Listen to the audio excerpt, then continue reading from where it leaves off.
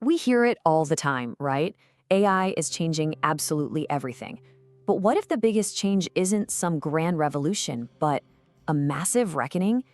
Today, we're going to break down the mounting evidence for a huge AI bubble, and more importantly, give you the playbook to survive and even thrive when it pops. So let's just kick things off with a number that should honestly make you pause. A recent MIT report found that 95% of enterprise AI projects fail to deliver any measurable business return.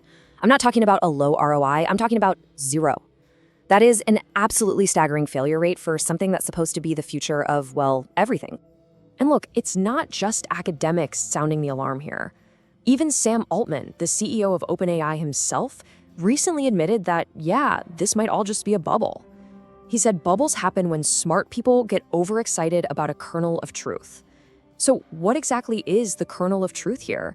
And how on earth did it get so overinflated? Well, that brings us to our first section, the trillion-dollar hype machine. And you know what? It's a classic bubble story, really. It's driven by a massive fear of missing out, where the hype has just completely outrun the reality on the ground.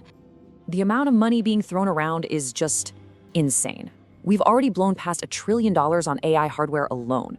And get this, in 2024, just 4 companies, we're talking Amazon, Meta, Google, and Microsoft, spent a combined $344 billion on AI infrastructure.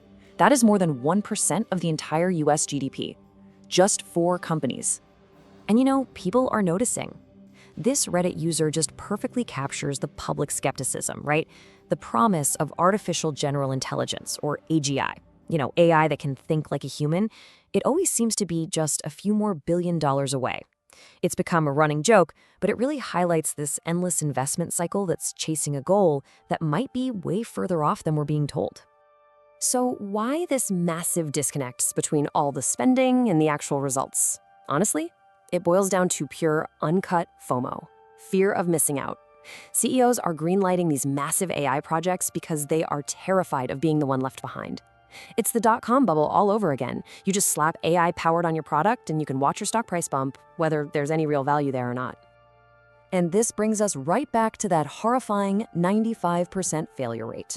Researchers at MIT are calling this phenomenon the Gen AI divide, this huge, gaping chasm between widespread AI experimentation and the almost total lack of actual business transformation. So what exactly is the Gen AI divide?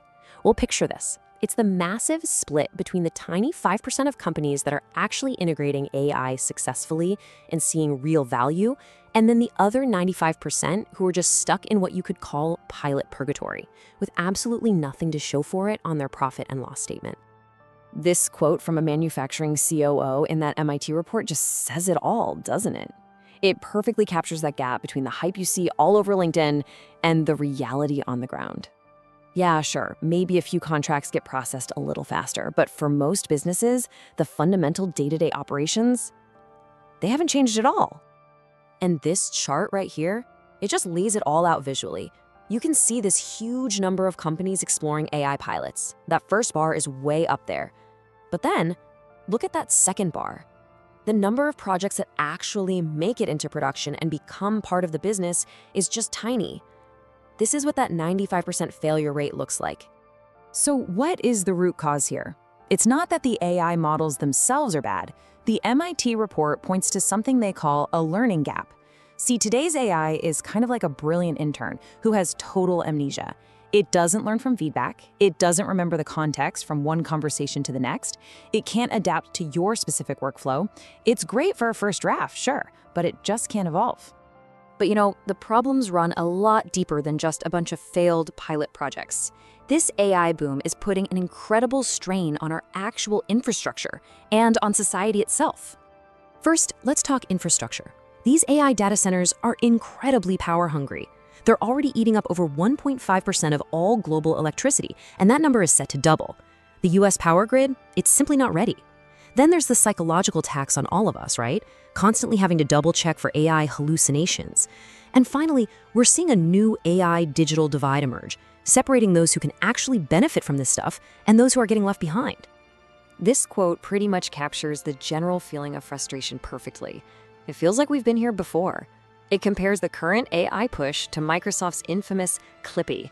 You remember that annoying, unhelpful paperclip. Only this time, the stakes feel a whole lot higher. Okay, so we've laid out the problems, the hype, the risks. That's a lot of doom and gloom. Now for the most important part. How do you survive this? How do you make sure your agency, your business, joins that successful 5%? This is the key question every single leader needs to be asking right now. It's not about if you should use AI. It's about how you can use it to cross that Gen AI divide and deliver real, tangible, measurable value. The sources point to a really clear 4-step strategy. Let's break it down. First, stop chasing trends. Start with a real business problem, not with a shiny new piece of software. Second, find the boring ROI.